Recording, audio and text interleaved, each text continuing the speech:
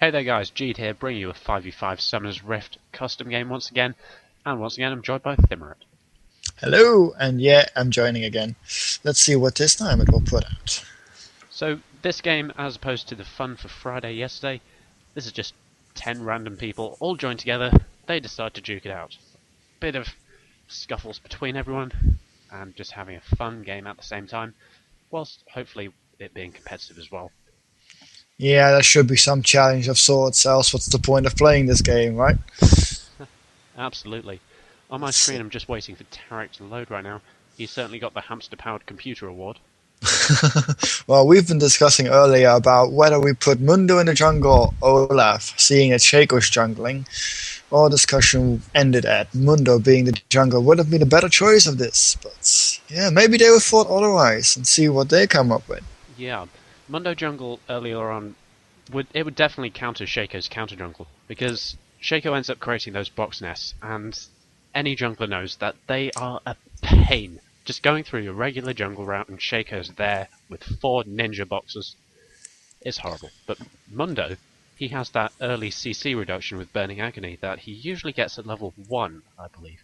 No, it's CC. He doesn't even have CC reduction, I think. Only on his ultimate.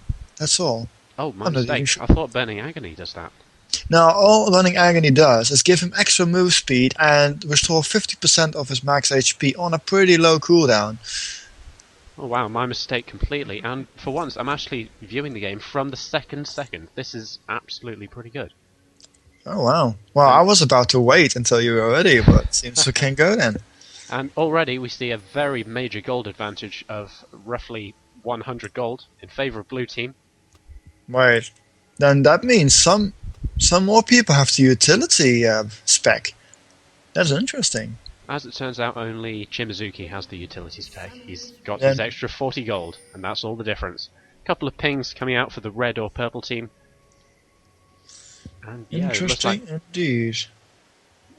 it looks like Shaco's going to play quite defensively with his jungle route, and Olaf will end up collecting his own blue, which makes sense. He really requires that blue to do that jungle run. Well, seeing that Mundo starts at blue is a really safe bet, but he could better start at red. However, I think they're a little bit scared of Shaco invading. That does make complete sense, but most Shaco junglers, he's doing what he does now. Set the Jack in the Boxes level 1, just create a great big nest of about 3 to 5 of them, and just let them go to town on the respective golem or lizard. Yeah, if he starts at 50 seconds in game and he starts putting down boxes, he should be able to get 5 up in total before they start dying.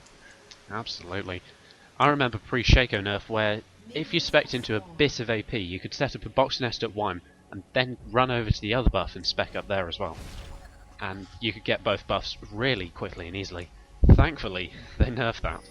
Yeah, that was terrifying to say the least, because having a double buff Shaco at level 3 and you're still level 1 isn't pretty. Not in the slightest. Most people go for the level 2 gank in the modern metagame, but level 3 gank, ooh, that is scary. Just look at that damage on the blue buff, he already has it already. Wow. Well, both jungles are on border to take wolf, so neither one of us are ahead or behind, so that should be fine. Shaco's going for level 2. No, wait, he's going for invade with the smite up, so that should be an easy take of the enemy jungle. Absolutely. It looks like he'll actually set up this box nest that everyone ends up fearing. And He's not even AP. Oh. Yeah, wait. that's quite a gutsy move from him as well. And Olaf isn't even going in that direction. He's juking without even realizing Shaco is wasting his time right now. However, if he decides to go back now, he might even run into it after all. Oof. Absolutely, it certainly looks like it. And 19R20 is just setting up that defensive perimeter so he can steal that red buff. Shows us certainly on his way right now. He'll probably end up collecting these wolves. It doesn't look like he'll gank any lane, and those boxes are beginning to run out. Well, one thing's for sure, it's secure. You know, Olaf is running right to it at the moment. None of them looking to expire, except, well, one of them is about to die, but yeah, he ran straight into it. He will survive. He will survive, but if Shaco was still in that brush, then it could have possibly been a first blood, and I'm loving the precautionary box right there, just to get that extra bit of fear off, forcing Olaf to go round the bank. Well, Olaf is pretty weak to start with now. He's still his red buff, so from that point of view, Shaco's ahead. And there will be no ganks from Olaf anytime soon. Although it does look like a gank on mid lane, Galio does need to be careful right now. Mookie is mana starved. In goes the Deceive. Fair amount of damage going off, or at least it would do if they did any form of damage whatsoever. Vega didn't have his stun. He did have his stun, but didn't get it down because I think he didn't have enough mana to put it down. Yeah, he did not. He was also a fair distance away. He was back under his own turret when Shaco decided to engage. In the meantime, Mordekaiser's actually fairly low up on top lane. MNHC is zoning him out rather nicely. He needs Shaco support a-stat. That is pretty well played by Mundo indeed. Launching the briefcases of Doom, and he's actually going in on Ashby on second thought. No, he's not. Just using the fireballs of Doom to say, you're not coming this way. Get away from my minions. You can simply play aggressive and don't mean anything by it. It will take down his HP, but that's what he got potions for. And Shaco, this isn't however, looking good for him. Two champions jumping onto MNHC, and there's first blood. Very quick first pickup. blood indeed. Way too aggressive from MNHC. There's no way. On bottom, there is some real aggression going on Vayne. Absolutely. Chimzuki taking a fair amount of damage as well. Vayne will survive this, but Thimerit doesn't exactly have a lot of mana to keep him sustained. Tyric's one of those weird champions. Does he still have that passive where... Flash heal comes out from Vayne. Wow. Tarek doesn't seem to be bothered to stun. He could have had a possible stun on Ashy there. But slow reaction Absolutely. time. Chimzuki's still doing a fair amount of damage to minions, which is all well and good. FCRM taking damage from volleys as well. Tarek's just one of those supports where he becomes very mana hungry, and his passive kind of negates the point of the support. Just what I think Chimizuki's trying to do here, though, is just push up the lane so he can get more damage off on the other guys. Absolutely. In the meantime, Olaf is counter jungling right next to a Shaco. Shaco almost dying to the red buff. If Olaf only checked there. Yeah. Would have been nice. No? No wonder he got so low. That's why. Well, at least he didn't die. That's yeah, that's pretty true. No one likes a disconnect, but it could have been a lot worse. Shozo walking straight past a ward, and Remeth actually catching him off guard. Fair amount of damage going down. Burst down to near, actually past half health. Very nice indeed. MNHC is going on to Ashby right now, trying to push him back to his turret, clearing the minion waves. But it's very difficult to try and push against a Mordekaiser. Mordekaiser just has all of those area effect abilities that he just pushes a lane so very easily. And with the shield, he can take some harassment. Whereas Mundo has not that ability. Unless he hits those cleavers, he gets HP back and he can harass endlessly. Well, in this case, briefcases. Yep. Launching those briefcases like a suitable businessman, of course. Well, he runs businesses as he pleases. Absolutely. I approve of your meme reference there. Well, Mureke decides to go onto Vega with his ultimate, flashes out of it. That flash keeping away from that Q, yeah. If only Shoza was in range to do some damage there. Was a little bit early ultimate from Mureke. That Q. Oh, wow. That was well played. Maybe I don't think Vega taking those tower hits. Don't think Vega expected him to hit that. He should have backed up. Absolutely. Underestimating the skill of the stare of a what's it? Gargoyle, of course. Yeah, Resolute Smite does a lot of damage early levels. It's terrifying to be honest. It does, even with that ninja buff, that ninja nerf, I should say, that Riot decided to implement.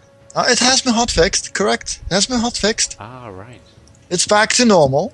Oh, phew. Hang on, why am I saying phew? I hate that. Well, it's good for Mureke, that's for sure. Indeed. Vayne decides to help. But yeah, Shaco still wants this. And it's 4 people down at blue, while there's only 2 from the purple side. There are Vigar 3 is there people. as well. He is level 6. He doesn't really have much line of sight there, which is interesting. But Ooh, no, Vega, you shouldn't do this. don't You should flash in. Mookie picks up a quick Demon Jester. Now they're turning on to Vigar as well. Vigar taking horrendous amounts of damage, loads of slows. double kill from Galio.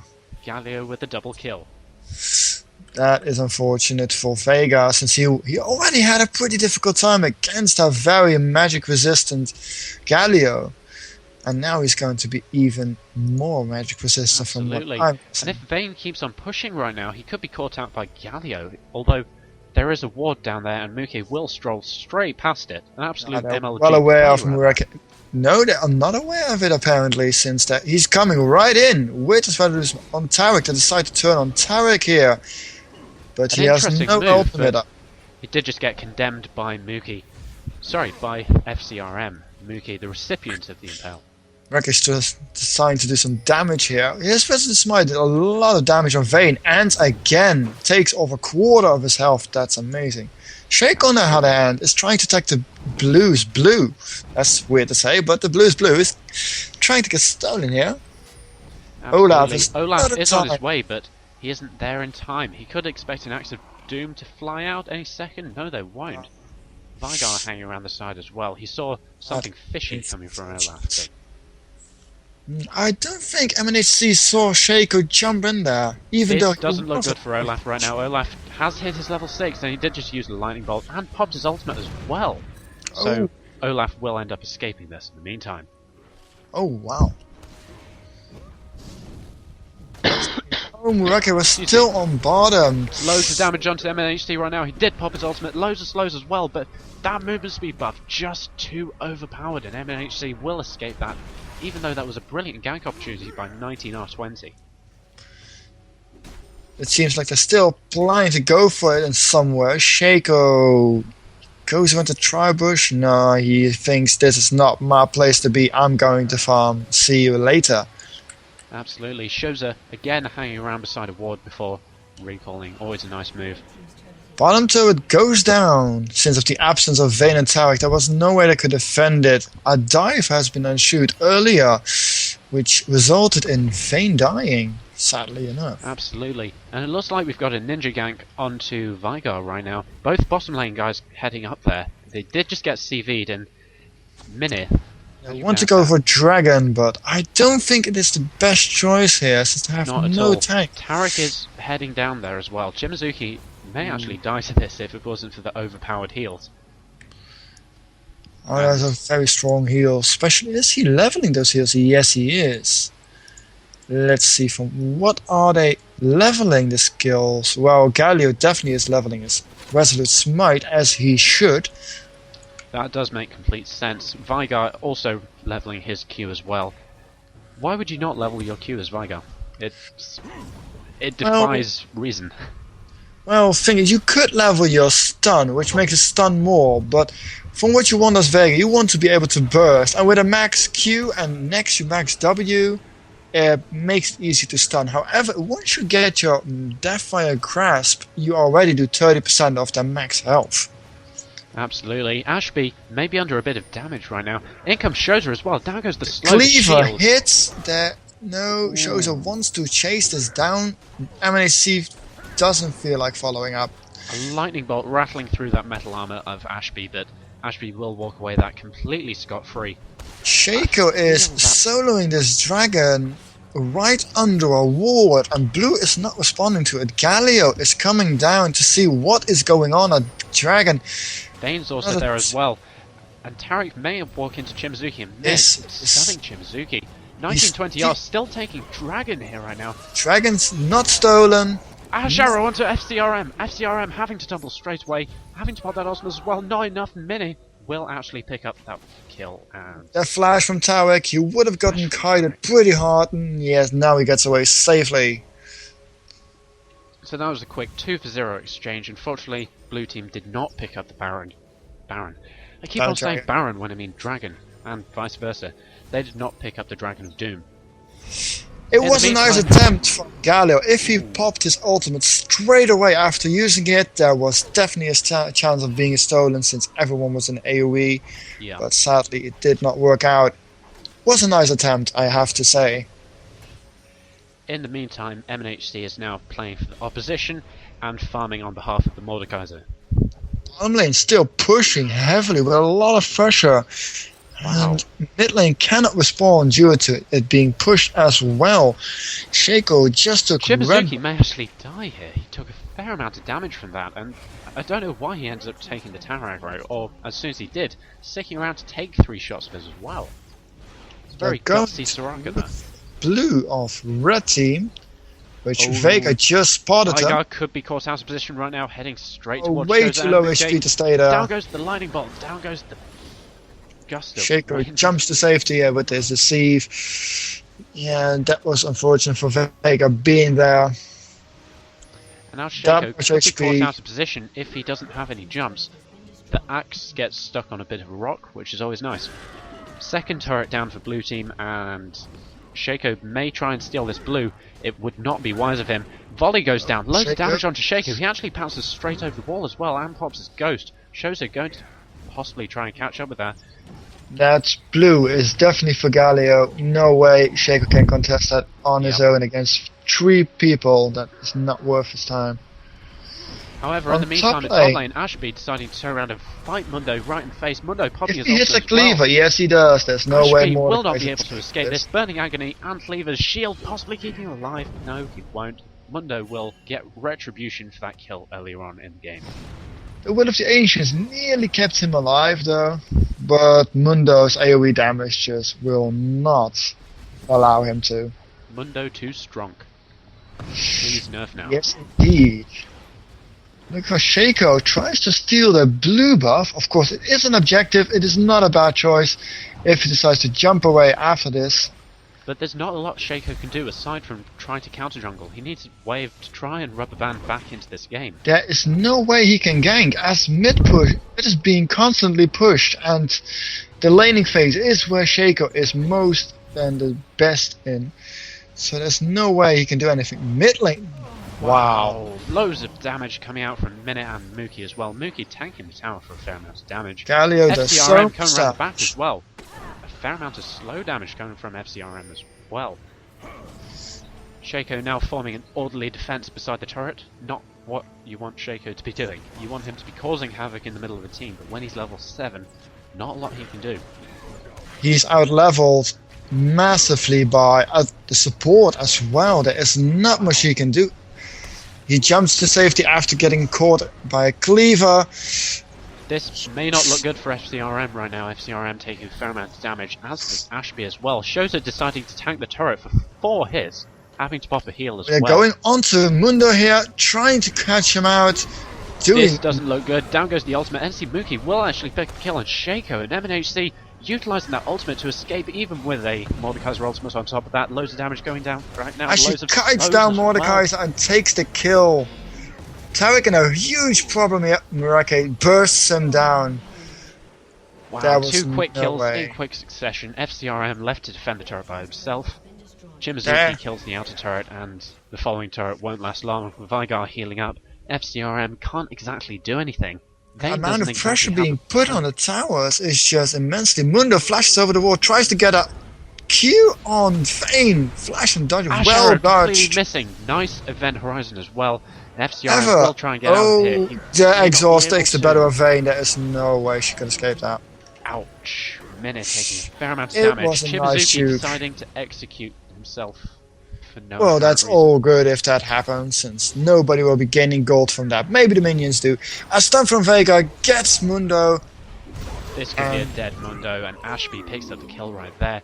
The tower is still relatively healthy right now, and Purple Team do have a bit of a defense with it, but The still, 9k it's just a gold war of difference attrition right now. is showing because of all these towers taken down and those dragons. The gold difference is really showing this time. Yeah, 26.4k to 17.3, 9k gold difference. And in fact, looking at the creep score right now, it's, well, it's not exactly stellar creeping on either side, but Ash the only person to be vaguely near 100. Yeah, they have been pushing constantly, so there hasn't been much farming around. Uh, Actually, this is really, really good for the blue team, since they do a lot of damage with their level upping of their skills. Ashy is an exception of this particular fact. Mordekaiser, Vayne, and Vega all need their farms so much, and they are just not allowed to. Absolutely. And Shaco thrives in that early game, but unfortunately with the disconnects and the inability to gank, it wasn't looking good for him. In fact, looking at Ash right now, 99 creeps, 6-0. Arrow goes out now. onto Vega, hits him, and the damage from Olaf takes him down, no problem. Loads of damage indeed. In fact, Thimerit having to flash over the wall just to try and get away. He will manage to do so. So as I was saying about Ash, she's actually farming on champions right now. Just loads of gold focused on one champion. 6.7. Mordekaiser is trying to 1v2 him, and it seems to be working out. Oh, not! Oh, Olaf just takes the kill. Shaco's pursuing Shimozuki here. However, Murky turns around, and if he pops his ultimate right here, he cannot go. Shaco goes it out to safety, and the box to ensure safety. Absolutely. In the meantime, Ash did pick up a kill on FCRM, the Vayne player in this game. 19 kills to 6 just before the 20-minute mark. Not looking good for Purple Team. There isn't exactly anything they can do to try and get back into this, aside from a perfect set of CC moves just to catch out that Olaf and Ash and everyone. Everyone's a proper threat right now. Oof, what they've been doing is constantly pressuring the lanes, and Shaco not being able to do much this game, and his constant disconnections made it really hard to put a comeback right here. It was, absolutely. MNAC is happily farming in between towers. Mordekaiser, however, tries to get him from behind. He catches him. However, his ultimate goes off on Mundo. Ignited on him, so his heal gets down. However, he survives through the ignite and heals up happily ever after. Even through the ignite, he was still healing for 32 health a second. That's completely insane. Yes, that's why the ultimate. This tower will be going down. Ashby will be on the run from the corporate Mundo, running away from the business of the lawyer. Burning Agony going down any second now. Without ignite, there's no way Mundo will die. Wow. Ashy just got blown up by Vega in a split second there without Deathfire Grasp. Wow, and that's not a lot of AP on Vigar right now. In fact, he's only got 137, bearing in mind he just picked up a Rod of Ages. Oh my, okay. Tarek just got himself caught there. No, not. Muraki does not use his ultimate right there. It would have been a beautiful kill on Tarek if he would. It would have been, but then again there was a Vayne and a Shaco and Vigar also heading in as well. Well, taking that, he would have taken a little bit of tower damage as well. However, his damage would have been amplified even with the tower damage and just bursted down on the enemy champions. So I think it would have even ended disastrous for the purple team if he would. Absolutely. Mookie securing a blue buff once again, and MNHC just farming like a Mundo does. Mundo always farms. Could be getting caught out here. No, the purple team is not in a mood for trying to, simply since they are not sure where the enemy team is. And Mundo is pushing on Ashby, flashing over running him. Away from the lawyer once again, flashing and past he as well. Gets him. Loads of juking, and Ashby will go down. Corporate Mundo will not survive. The lawyers Flash don't over prevail. Mundo was really unexpected. I don't think MNAC did expected that. That was a nice juke though. It was indeed. It just allowed for one or two more auto attacks to secure MNHC's death. Shimazuki is getting chased down by Vayne, but on second thought, they'll just back off and actually focus this Olaf right now. Shows a Olaf is out of position, gets pushed into tower range by Vayne, and the ultimate from Vega takes the better of him. Now that was a burst down of your Scandinavian Viking. That was. Shaco dodges the Q from Galio, jumps over, but Shimozuki's Oracle spots him straight away. Vayne gets caught by an Ash, Q, the slow, and the Galio ultimate just in range for Vayne. And oh my, Vayne gets away. Or That not. Ash Arrow actually being tanked by Tarek though, but Chibizuki flashing to secure that Wow. silence. Ashby taking a fair amount of damage as well. That shield won't do enough. Double kill from Minnie right now. Minnie has to go on the run. Muki deciding to stun Muki. Muki using his cleanse. Chibizuki, the support is now chasing down everyone. 1920R has to see the way. Remy taking Chibizuki decides loads to take of damage. another kill. Chibizuki kill stealing right there. Absolutely. Surely 14 assists is enough. You don't need 3 kills. Oh, all this pressure is just too much to handle for the purple team right now after getting so behind. Absolutely. First inhibitor down of the game in favour of Chibizuki, you stealer. The surrender goes out from purple team. GG. And there we have it. GG indeed. An exceptionally one-sided game for blue team. That shows that Vega isn't just auto-win with the laning phase ending so early. It's just no possibility for Shaker to do much. Yeah, Vigar, he definitely needs that early game laning phase just to power up that Q, get that ability power so he can burst down Ashe like he did once this entire game. Very much true. That ended the game really shortly in 24 minutes. An interesting game, absolutely. But I believe MVP of that match had to go to Minnie. Not dying, and the slightest, I believe 8 kills, 9 kills was it? For Ashe, you mean? Ashe, yes. Yes, Ashe here ended with a score of 9, 1 and 7. Wow. And Mureke ended with a score of 8, 1 and 9. So they have done evenly, from what I see here. By the looks of it, there wasn't much the purple team could do. What we have been saying earlier about Mundo and Olaf, it turned out really well. Mundo just continually pushing against Mordekaiser and keeping him at tower range, and just not much they could do. However, he was vulnerable to Shaco ganks, but he just took it all. He didn't mind at all. Absolutely, and the big fear that we had for Olaf going in the jungle was Shaco's counter jungle, and Shaco wasn't able to do a lot. The only type of box nest that he created, Olaf inadvertently juked by counter jungling himself. Pretty much. Well, he took the raids of Shaco and it put him about a little bit. But Shaco roaming so much cost him so many levels, and he couldn't catch up with the lanes anymore. So there was no way he could gank nor do much in the whole game. Absolutely. So, ladies and gentlemen, there we have it. Victory for the blue team in this 5v5 custom game. Your casters for today were Jeade and Thimerit.